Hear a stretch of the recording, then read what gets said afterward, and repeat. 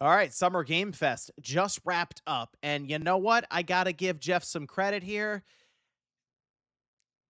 It was a pretty good show. Like, all the way around for the most part. There were still some slower points throughout it, but he did what a lot of people were hoping he would do. He had a very strong opening, he had some big announcements midway through, and then he had an awesome closeout. So I'm going to go over some of my thoughts on the different things that were announced here. So if you guys enjoyed the video, hit the like button, subscribe if you're new, and of course, let me know down below in the comments what you thought about the show itself, especially since the thing I'll give Jeff is he's very, very open to feedback, like outright for it for his different shows. So we'll start with what I mean, again, right out off the bat. Resident Evil Veronica. This has been rumored, so it's not like a massive, massive surprise that Capcom is remaking Resident Evil Code Veronica. Just look at what they've been doing. A lot of Resident Evil remakes. But I will say, Code Veronica is one of the Resident Evil games that I just never really played back in the day. So I'm actually pretty excited to be able to go through it here with the remake series that they're doing. Looks high quality, as you'd expect. It's Capcom with that RE engine at it again. They are just rolling through releases, and this one is coming out in 2027. So while we're talking about their 2026 being massive for them, they're already off and rolling to 27. Okay, PS5, Xbox, Switch 2, and PC right away. Okay, Studio MDHR, they announced that a new hand-animated Cuphead game is in early stages. So with Cuphead, it did take them a while to get the game out. I remember they had to sit on it, work for a while, delayed it multiple times, it seemed like, because it's just I mean, it's a lot of work hand animating all the different parts about the game. So I think that's going to be a bit before we see it. But they also have Mighty Cuphead Adventure, and that's one that's more like a callback to the retro aesthetics for like 8-bit visuals, but it's a new Cuphead game. So another one to look forward to from them. Alien Isolation 2 got a trailer. It's Xbox, PlayStation 5, Switch 2, and PC. And I mean, I'm happy to see Alien Isolation coming back because I think the first one, when it came out, I remember it got kind of hit by certain reviews. Like some of them, it was pretty rough on it. But I thought that the overall idea for it with like a survival game with you and then a xenomorph sort of hunting you made a ton of sense. And honestly, the xenomorph was pretty smart back then in Alien Isolation. It was like a decade ago, for that game. Okay, then we had Gen Atlas, which is Ueda's next game. So think of like Shadow of the Colossus, stuff like that. But it looks like giant robots are fighting, but then there's also third person action, like shooting involved here. The giant robots, that was interesting. It seemed like you were building them up, and then one like Rock'em Sock'em Robot punched the other one's head off. So these games always feel very, very unique, and it's done in an interesting way to where there's not a lot of dialogue, but it sort of explains through the environment itself. And in this case, once again, large scale enemies, but also allies playing into that Shadow of the Colossus sort of look here. I'm going to jump ahead to Stranger Than Heaven. It's coming out January 15th. So start off 2027 pretty quick there. But okay, so they showed a whole bunch of I guess people who are being added into the game. Snoop Dogg is in there, who a good final boss for Def Jam Fight for New York. Okay, Tupac was also shown. That was really random, and I feel like that's going to rub some people the wrong way to have him put into the game. I don't know. I'm sure that'll be a whole talking point there online. Snoop Dogg mentioned that he worked it out with his estate and stuff. So I don't know. I thought it was just more random in general that Stranger Than Heaven is adding all these like real life people in with their likenesses. The Last Ronin, and you know what? I was very happy to see this. This is like the Paramount Pictures game studio. All right, and I'm glad that this is still going because there were concerns that it was being canceled. Not the case. And in fact, Platinum Games is developing this. And I will tell you, The Last Ronin, the story itself is so interesting. It was like a very different take on like just the Ninja Turtles. And there are some really cool parts of the story about which turtle the last Ronin is. And I'm hoping they do a really cool reveal in the game for that. So if you haven't like gone through the story at all or read or even just like looked it up online, honestly, it might be worth staying away from it if you're not necessarily going to read from like beginning to end, like because that could actually be a really fun thing to see in the game. But this should be, I assume, an M-rated game for the Ninja Turtles with the Last Ronin, and Platinum Games, I think there should still be some weightiness to the turtle, the character in the game. So I'm hoping Platinum Games doesn't get too like I hope they don't pull the camera back too much and make it feel like Ninja Gaiden's very light. I don't necessarily want it to be that light. I want it to still be kind of heavy for the combat. Gundam, there's this Gundam game, right? And I felt like it was almost a blink and you'll miss it thing because you see as you're going through the trailer, okay, big robots, anime aesthetic. And then it shows the front of the robot. Oh, okay, it's a Gundam. And then 30 seconds later, it's like Gundam Rogue Light or something. And then it just moved on immediately. I I mean, I like Gundam, so I'd like to see more about that one. Guild Wars 3. We talked about this going into the presentation that there should be a big reveal for the next Guild Wars game. And in fact, there was. It's coming out fall 2027, PC and PlayStation 5. So it will launch onto a console. And that was particularly interesting. And keep in mind, this is fall 27. The way that the Xbox Helix is being set up, I almost wonder if these different companies, I mean, they're not going to announce it for Helix now, obviously, because it's not Microsoft hasn't done the presentation for it, but I almost feel like they might get the fall 2027, and if it's just on PC, it would also just be on Helix. So maybe that's kind of the thought process there. Okay, but still, PS5 and PC. It's been a long time since I played Guild Wars. I really liked the first one. It was a big deal when it came out because we had big MMOs like World of Warcraft, but you needed a subscription service to play it. Guild Wars, you did not. So that to me is a major benefit there, even for I assume, again, Guild Wars 3 follow a similar path. And they said that there's a lot that they're doing here to kind of redefine just an MMO. And it seems like it comes down to combat or just sort of the structure of the world itself. Virtua Fighter Crossroads. Okay. It's an action game. Sure. Hand-to-hand combat makes sense. But I was thinking it would be like just a fighting game. No, this seems like a lot of story here, but just like a full action video game that's not just an arena fighter like you against another person. And it's coming out 2027. So I mean, I like the idea of them building out Virtua Fighter more and more with Sega.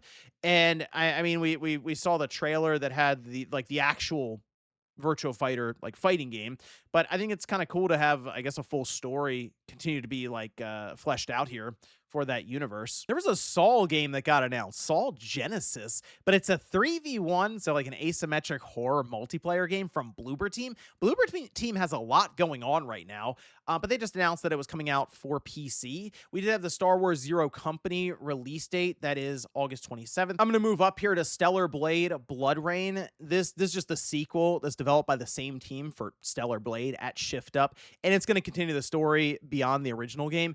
This one, though, it sounds weird to say it because Stellar Blade was already pretty fast. This looks faster. It also looks like the main character, Evie, that they have here is more agile and focusing more on just hand-to-hand combat rather than having like a blade or certain other weapons. So she's also jumping all over the place, as I mentioned, very acrobatic, and still has that similar art style for Stellar Blade. So it's interesting. When they first showed it, I kind of immediately thought Stellar Blade. Like that popped in my mind. So the Shift Up has the art style figured out, kind of the look of the game and the world. And I like the first Stellar Blade. I'm interested to follow up here with Blood Rain. They mentioned that it was in early development still, so I'm thinking we're a few years off for this game coming out, but good to see Shift Up. I mean, Shift Up is doing a lot right now. They're moving into even like publisher status, but they're not going to forget about Stellar Blade, obviously. They've already talked about how that's going to be a pretty big franchise for them going forward.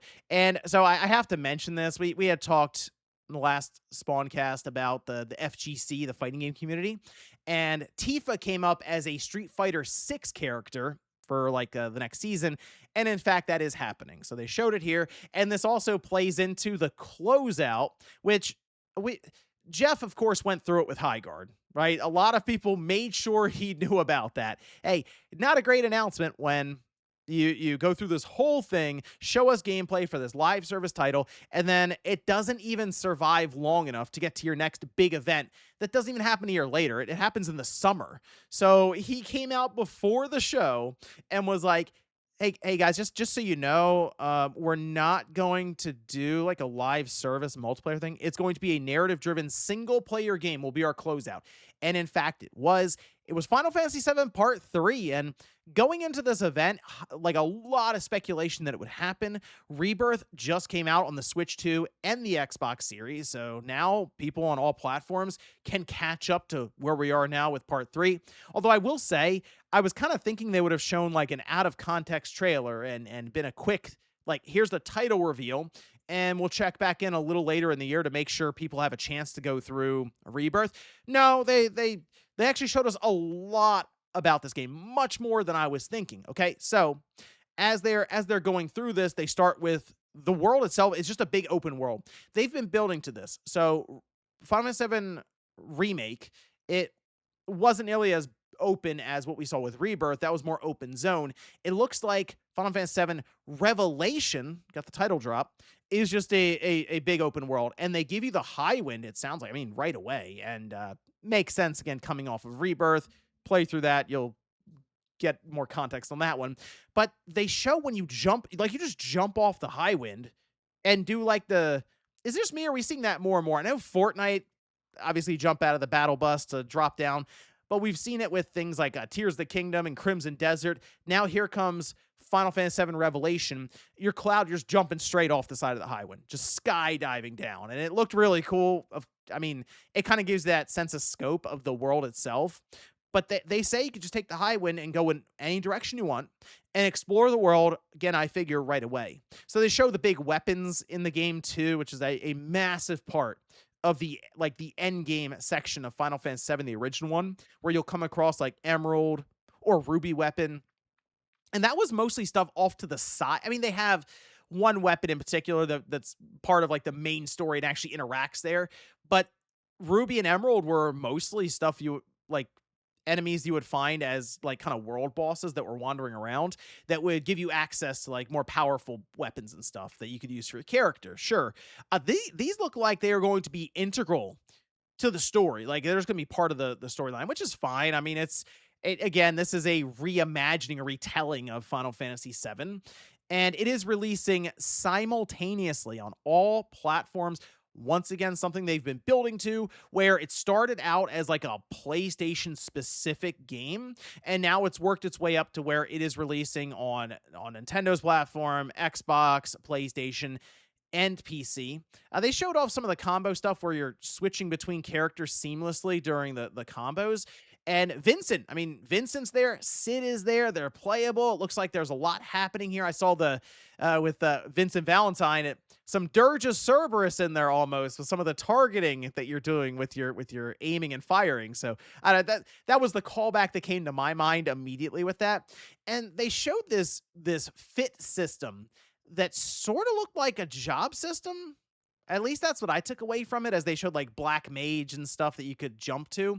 I don't know if that's just like predetermined materia and then equipment and it just makes it easy to like move between the different setups on the fly. But that just kind of screamed, oh, let's get job systems into like more traditional ones into Final Fantasy VII Revelation. Spring 2027, we are less than a year away from finally concluding this series. And look, it's been a long road. I mean, think back to, gosh, E3 10 years ago now, where like we first got that big reveal of Cloud and Baron. They're going to do this remake. And we had an idea as to what it was going to be. Oh, one-to-one. No, retelling. That was the big twist. It's not actually a remake, despite what it says on the box. Here we are now with Part 3, finally wrapping this whole thing up. And I'm excited to see where they take it. Yeah, it's gotten weird, but also it's a lot of fun. So great close out there by Jeff. They showed a lot about this game, gameplay, all kinds of story elements, and honestly parts about this that make it look way different from Rebirth, and then in turn, obviously, way different than Remake. And that was my main concern, is that with what we got out of Rebirth, was just going to be more of the same, and it doesn't necessarily look that way. It does seem like they are taking it to the next final level at this point with Revelation. So, as I mentioned, there was a lot here for Summer Game Fest, and coming away from it, I'm pretty happy. I think Jeff did a good job with this event. Yeah, there was still stuff that I looked at and was like, okay, maybe that's just not really my kind of game. And it did become kind of easier towards the end to pick out where the commercial breaks really were. It was for games, so it's better than it being like Doritos and I guess Mountain Dew, although kind of plays into the theme still with gamers. But either way, good show by Jeff. You know what? I'm looking up and down this list based on what I gave the state of play. This might be like a B plus show. I I think so. I think this is one of his better summer game fests. He said he's been doing it for 7 years. This is up there. So hey, you know what? Good job to Jeff Keighley. But let me know what you guys think about this one down below in the comments. Your thoughts on the shows or announcements. And then, of course, what did you think about Final Fantasy VII Part 3, which we can now start calling Final Fantasy VII Revelation. Thanks, guys, for watching, and I'll see you next time.